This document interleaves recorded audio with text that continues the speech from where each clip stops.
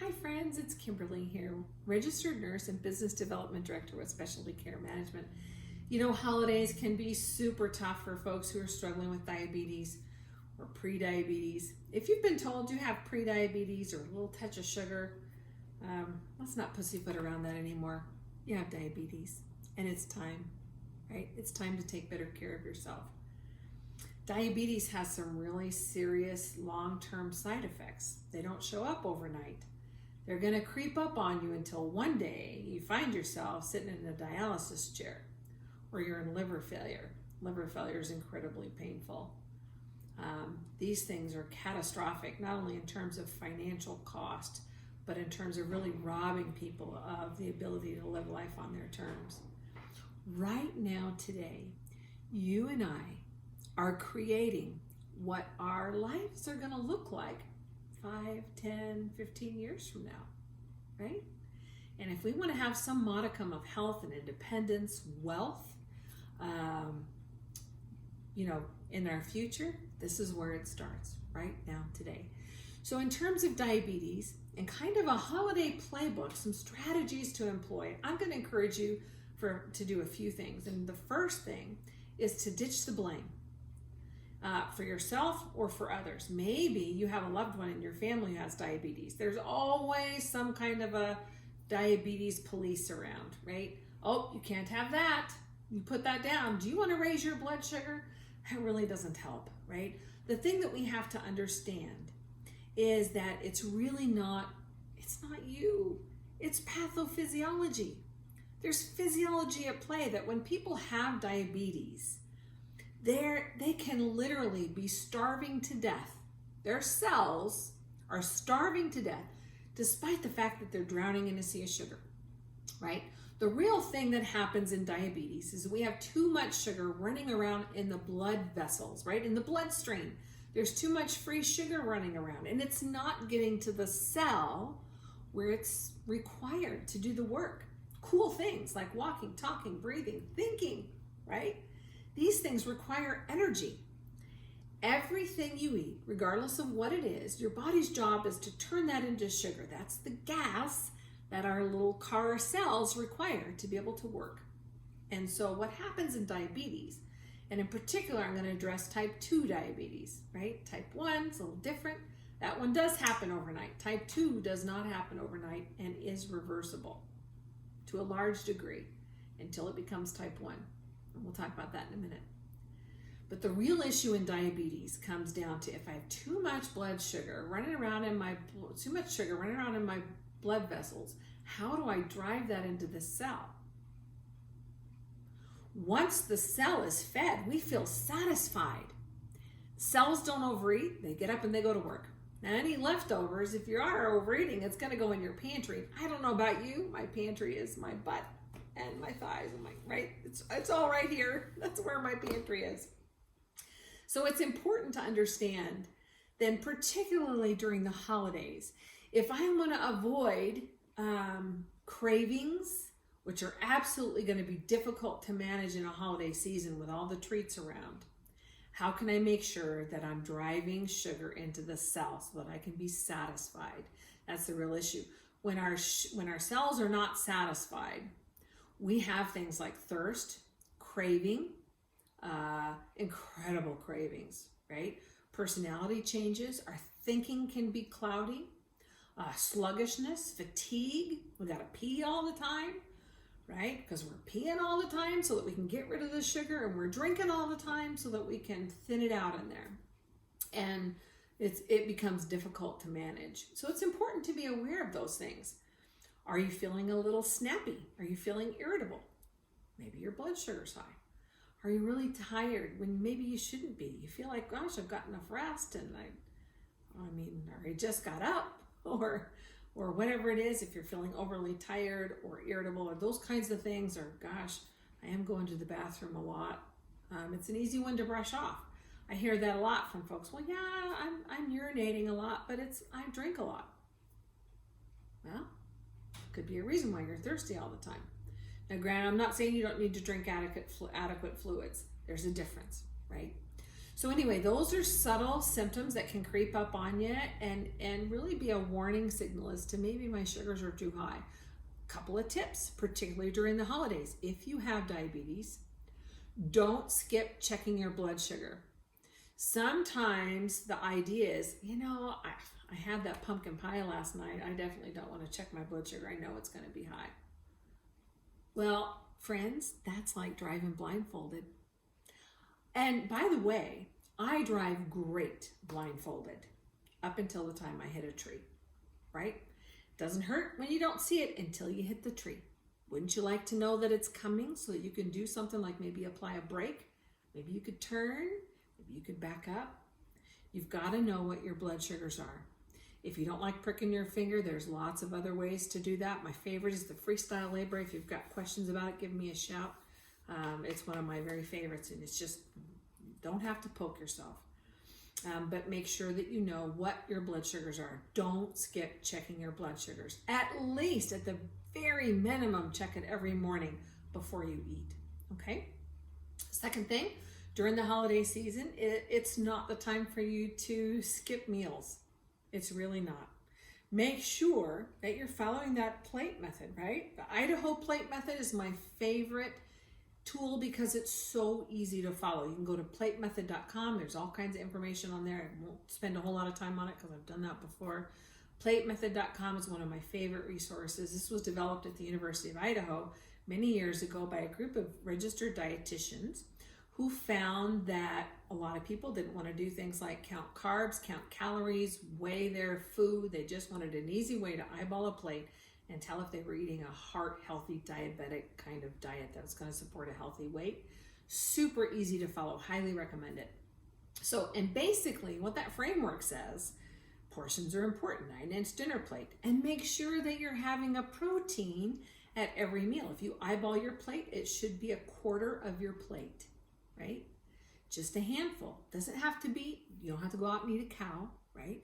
And it doesn't even have to be meat. A handful of nuts and seeds are incredibly healthy and full of lots of good, healthy proteins and fats. Keep in mind, protein and fat are like the log that I put on my fire. A log takes a long time to burn, right? So if I wanted to start a fire and keep my fire going all day, I have a couple of choices. I could just put kindling in there, right? And of course, the minute I walk away, it's out. So if I go out and go to work or go shopping or whatever, I come back, my house is really cold, I gotta start all over again. It's like your blood sugar tanking, right? And I hear a comb is a good way to go, but it's not advisable, right? So sometimes your blood sugar can go so low, and that's the consequence, can be a potential consequence of a blood sugar that's really low, is that you can slip into a coma, right? You don't want to do that. Having sugar jammed into your veins on an emergent basis is really painful. So the other thing I could do, I could start my fire with some newspaper kindling, and I could sit there and feed it kindling all day long, right? It's kind of like just eating carbs all day long. I got to sit there and I got to eat all the time. I got to continue to put this kindling on my fire. It's going to go out. And what happens then is the house gets so hot because that burns so hot. Nobody can stand to be in the house, right? When we eat simple carbs all day long, it's exactly what happens to our blood sugars. We run a little hot. Blood sugars are too high, and it's not getting into the cell, remember? And that's accountable. The reason why we feel bad when sugars are high is because it's not getting into the cell. Now, the other thing I can do, which I highly recommend, is to start your fire with a little kindling. If you then, once you get a fire started, so I lived in North Idaho a long time, and I'll tell you, I could light a fire and I could keep that fire going all winter long as I take a log and throw it on there every 4 to 6 hours or so. Never have to relight the fire. My house is nice and temperate. It's not too hot, not too cold. It's just right, and I feel good, right? That's a lot like that plate method that we talked about. A protein at every meal is super important. Proteins and fats take a long time to burn down, kind of like a log. So it helps to really stabilize and maintain a blood sugar. That's so much better. That's going to feel better for you, and it's a lot easier on the body to maintain a fairly even blood sugar. Hard on your body to do this. Really hard. The yo-yo, slamming up and slamming down, is hard on your internal organs. It doesn't feel good for you, and it's hard on people around you as well. So really, in terms of a holiday strategy, on that holiday day where you're going to have your holiday meal, super important to consider those factors, right? How can I protect myself so that I can enjoy the holiday and not feel like crap and then end up, with a higher A1C or needing more insulin or, other things? The Idaho plate method we talked about, fantastic strategy. So a holiday is not a time to skip meals.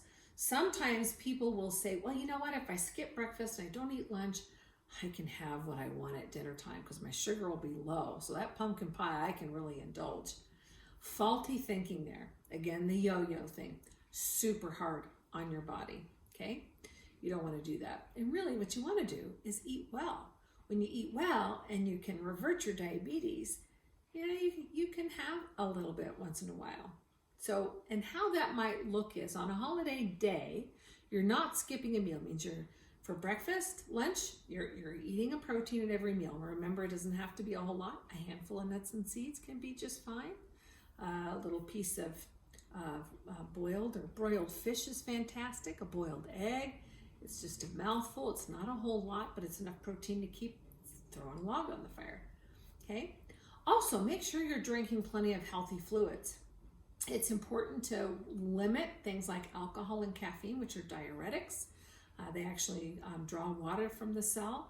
Indulging in alcohol over the holiday, also if you're prone, can throw people into AFib. That's a whole nother topic, but there's a syndrome, we call it holiday heart syndrome, which I've seen that a time or two. So limiting those things can be important. Also on a holiday, when you want to have that piece of pumpkin pie or whatever, it's a fantastic day not to skip your workout. And workout, if working out or exercise is difficult because of joint issues, pain, or whatever, there's a lot of ways that you can move your body. One of my favorites is Pilates. Doesn't put any strain on your joints, activates those intrinsic muscles. When you activate and fire your muscles, keep in mind, muscles are really hungry for sugar. So they take up sugar really nicely. That's why strength training, resistance training, things like Pilates, yoga, those things where you're activating your muscles in particular, really fantastic when you have diabetes or attention sugar, right? Strength training, super important for a whole lot of reasons, but one of those reasons being maintaining a healthy blood sugar. Don't skip your exercise on a holiday. Super duper important. As a matter of fact, I might encourage you to fit in 2. Doesn't mean you have to go to the gym and sweat out for an hour. 20-30 minutes in the morning is fantastic. Maybe right after the holiday meal, you can go for a little walk. Grab your sweetheart by the hand. They're going to think you're romantic and really you're just fitting in what Robin Sharma would call your second wind workout. Go for a little walk around the block. Your cells will take up that sugar and remove it from the bloodstream a whole lot better. Super important. So know your blood sugars. Don't drive blind. Make sure that you're eating healthy. Don't skip meals. Super important. Don't skip your workout. Make sure that you're moving your body. These are fantastic tips.